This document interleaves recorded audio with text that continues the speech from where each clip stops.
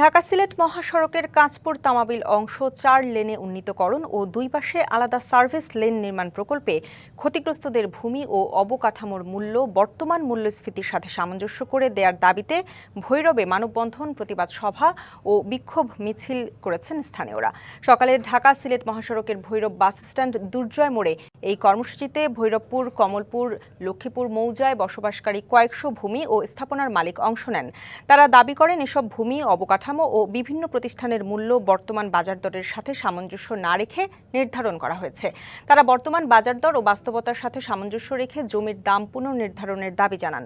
পরে সেখান থেকে একটি বিক্ষোভ মিছিল ভৈরব, কিশোরগঞ্জ, ময়মনসিংহ আঞ্চলিক মহাসড়ক ঘুরে উপজেলা নির্বাহী কর্মকর্তার কার্যালয়ে গিয়ে জেলা প্রশাসক বরাবর একটি স্মারকলিপি দেয়।